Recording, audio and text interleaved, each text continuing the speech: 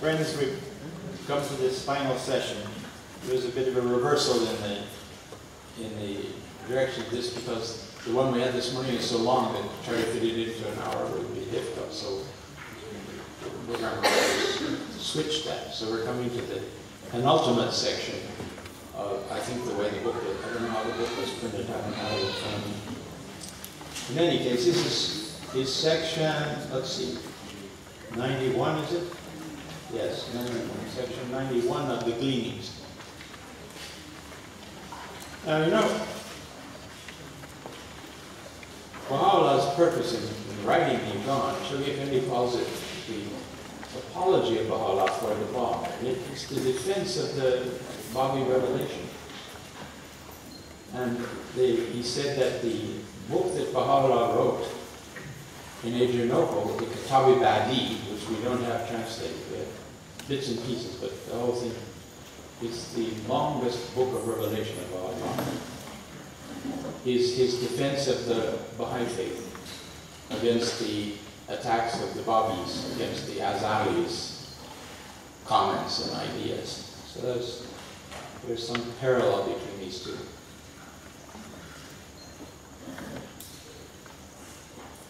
This first, as you recall, first he set out for the uncle of the Bab and for all the rest of us following the uncle. He sets out this whole picture of the plan of God through progressive revelation to draw mankind towards the goal, the ultimate goal of moving on to the next road of the sanctified soul. And after laying out all those basic concepts and teachings, truths, if you will, he then starts in a whole array of proofs related to the Bab from various sources. And this section is dealing with that. So let's start off with a reading. You'll get the sense of it, and then we can talk about the details.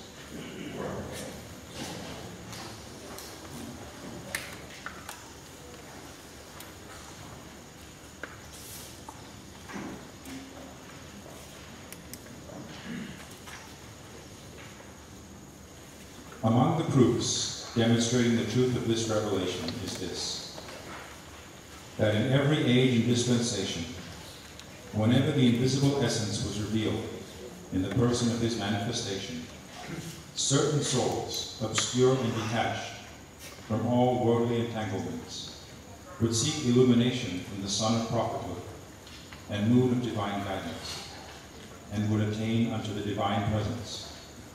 For this reason, the divines of the age and those possessed of wealth would scorn and scoff at these people, even as he hath revealed concerning them that erred. Then said the chiefs of his people who believed not, We see in thee but a man like ourselves, and we see not any who have followed thee, except our meanest ones of hasty judgment, nor see we any excellence in you above ourselves. Nay, we deem you liars. They cavilled at those holy manifestations, and protested, saying, None have followed you, except the abject among us, those who are worthy of no attention. Their aim was to show that no one amongst the learned, the wealthy, and the renowned believed in him. By this and similar proofs they sought to demonstrate the falsity of him that speaketh naught but the truth.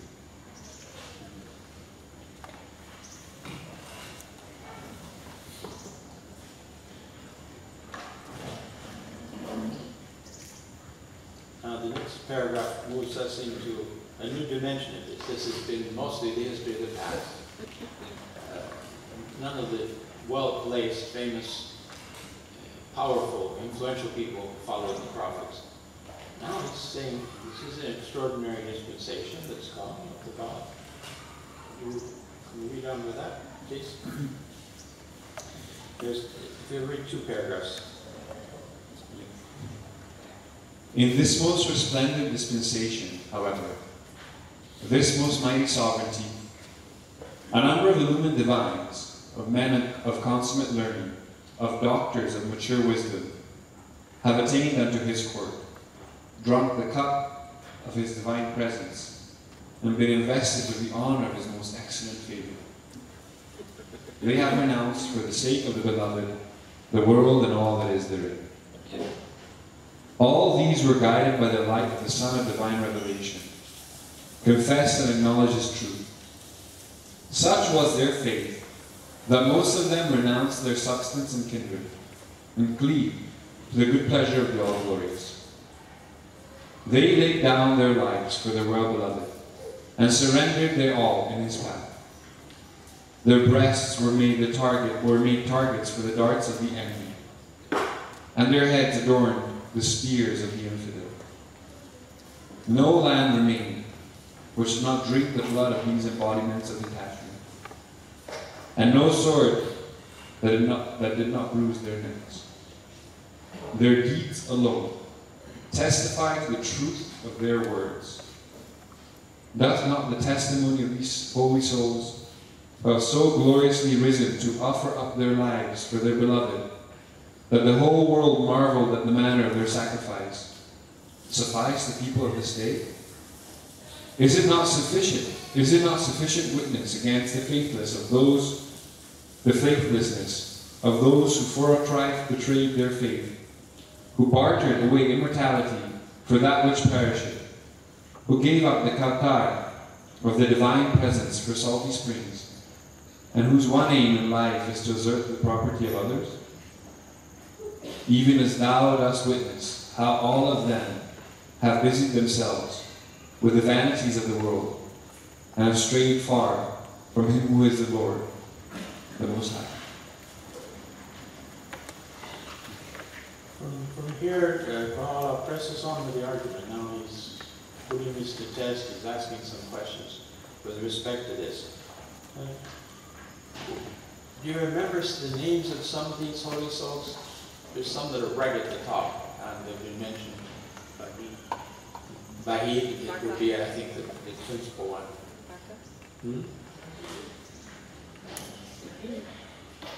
Nabil, of course, has his own role, but Hojat is another one. And there's a third one. Who's the third one?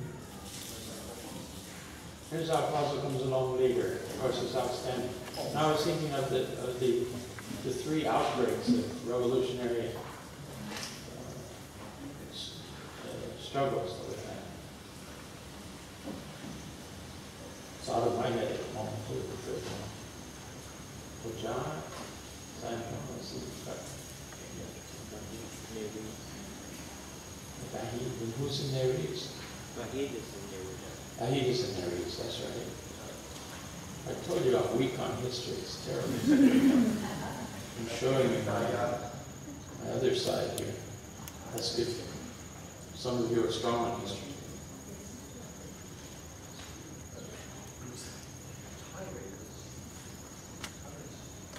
Tired, but then she wasn't among the most outstanding clergy in the country. That's the point, is these are outstanding people that were recognized as authorities, and they followed the Bob and gave their lives for him. This has never happened quite in this way in past dispensations. So let's read this next paragraph, which comes to the point.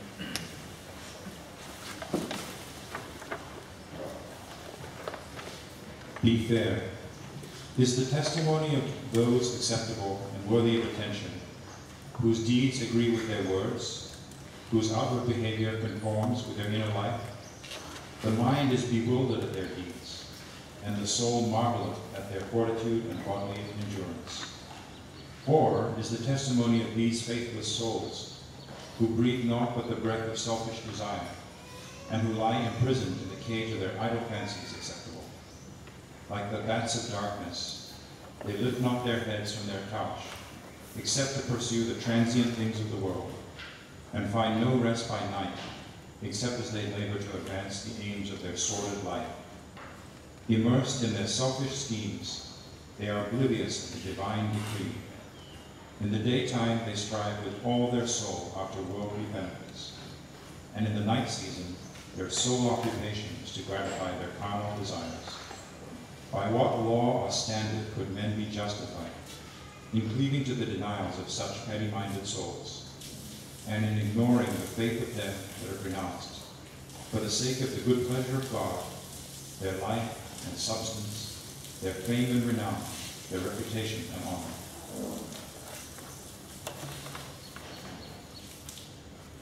Within the Quran itself, not included here in these passages, he says, in the same argument, among them was Mullah Hussein, who became the recipient of the effulgent glory of the Son of Divine Revelation. But for him, God would not have been established upon the seat of his mercy, nor ascended the throne of eternal glory. Among them also was Sayyid Yahya, that unique and peerless figure of his age. This is Fahid himself. And then he lists a name of a number of mullahs.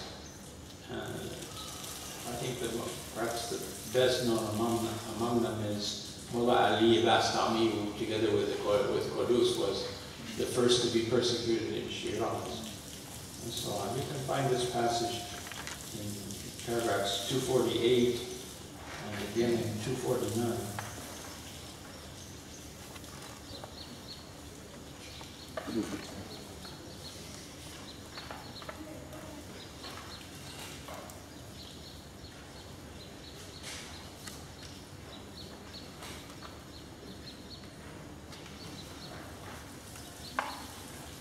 Okay, let's go on with the next paragraph. With what love, what devotion, what exaltation and holy rapture they sacrificed their lives in the path of your glories. To the truth of this all witness. And yet, how can they belittle this revelation? Hath any age witnessed such momentous happenings? If these companions be not the true strivers after God, who else could be called by this name? Have these companions been seekers after power or glory? Have they ever yearned for riches? Have they cherished any desire except the good pleasure of God? If these companions, with all their marvelous testimonies and wondrous works, be false, who then is worthy to claim for himself the truth? I swear by God, their very deeds are a sufficient testimony and an irrefutable proof unto all the peoples of the earth who are meant to ponder in their hearts the mysteries of divine revelation. And they who act unjustly shall soon know what lot awaiteth them. In this same connection, in the same passage, a portion, I'm going to read a portion from the Quran, where Baha'u'llah asks, were not the happenings of the life of the Prince of Martyrs, that would be the Imam Hussein, regarded as the greatest of all events, as the supreme evidence of his truth? Did not the people of old declare those happenings to be unprecedented? Did they not maintain that no manifestation of truth had ever been such constancy, such conspicuous glory? And here Baha'u'llah observes, he says, and yet that episode of his life, his martyrdom, in other words, commencing as it did in the morning, was brought to a close by the middle of the same day. Whereas these holy lights, the ones he's been talking about here, have for 18 years heroically endured the showers of afflictions, which from every side have rained upon them. With what love, what devotion, what exaltation, and holy rapture. And then he goes into this paragraph that we just read. So that's interesting. The main testimony from Islam was a half-day event. And think of that compared with the tremendous, far-reaching events of those early days of the Bab and his heroes. And finally, there's this last paragraph.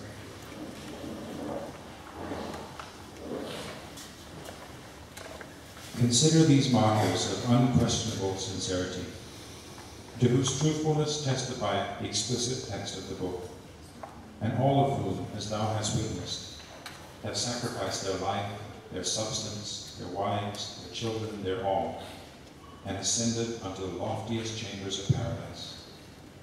Is it fair to reject the testimony of these detached and exalted beings to the truth of this preeminent and glorious revelation, and to regard as acceptable the denunciations which have been uttered against this resplendent light by this faithless people, who for gold have forsaken their faith, and who for the sake of leadership have repudiated him who is the first leader of all mankind? This, although their character is now revealed unto all people, who have recognized them as those who will in no wise relinquish one jot or one tittle of their temporal authority for the sake of God's holy faith, how much less their life, their substance, and the like. All right, friends, this dovetails very beautifully, I think, with the presentation of Shastra and Sean yesterday, where they talked about what should be our response, what action should arise from our consideration of the lives of the Dunbars. And they have these 5 points, which are very well taken. I won't go into that again. I wanted now to supplement this with 2 other passages from the Gone that are not here in this particular collection, but related to it.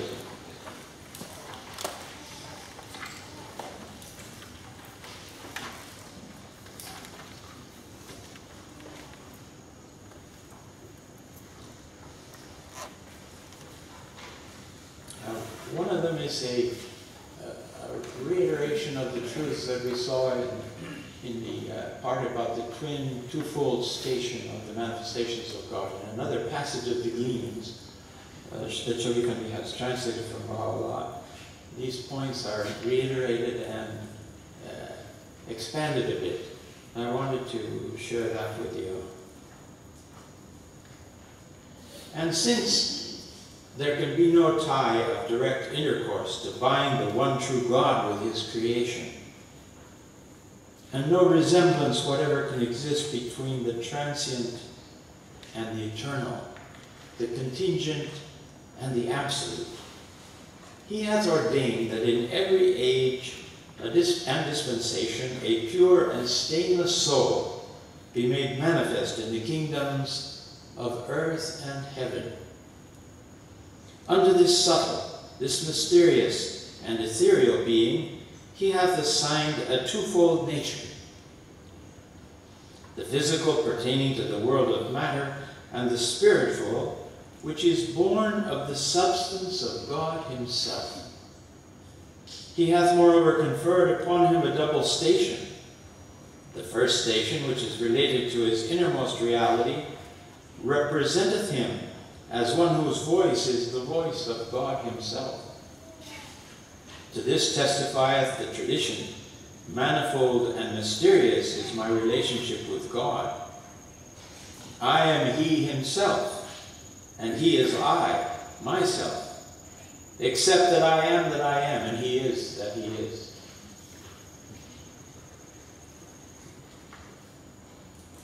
And in like manner the words, Arise, O Muhammad, for lo, the lover and the beloved are joined together and made one in thee. He similarly saith, There is no distinction whatsoever between thee and them, except that they are thy servants.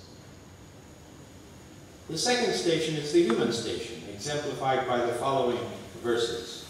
I am but a man like you. Say, Praise be to my Lord. Am I more than a man, an apostle? These essences of detachment, these resplendent realities, are the channels of God's all-pervasive grace, led by the light of unfailing guidance and invested with supreme sovereignty. They are commissioned to use the inspiration of their words, the effusions of their infallible grace, and the sanctifying breeze of their revelation, for the cleansing of every longing heart and receptive spirit from the dross and dust of earthly cares and limitations. Then and only then will the trust of God, latent in the reality of man, emerge as resplendent as the rising orb of divine revelation from behind the veil of concealment and implant the ensign of its revealed glory upon the summits of men's hearts. Well, I'm giving us a summary again of the themes of the Elam with new words. This passage continues. By the way, let me give you the number on that so you can find it again yourself. This is passage 27 of the Gleanings.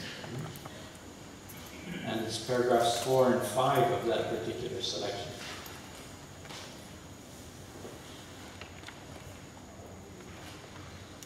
From the foregoing passages and allusions, it hath been made indubitably clear that in the kingdoms of earth and heaven there must needs be manifested a being, an essence, who shall act as a manifestation and vehicle for the transmission of the grace of the divinity itself, the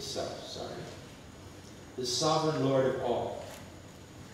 Through the teachings of this day star of truth, every man will advance and develop until he attaineth the station at which he can manifest all the potential forces with which his inmost true self has been endowed.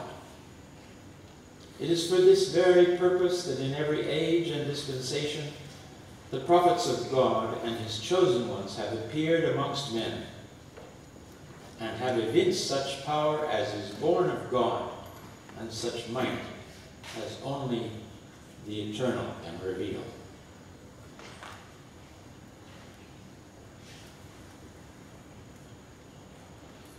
Reinforcing the section about the appearance, the nature, and character of the essence of existence, that is God himself. Passage number 20, selection number 20 from the Gleanings. It's a short paragraph which reviews that for us in fresh words.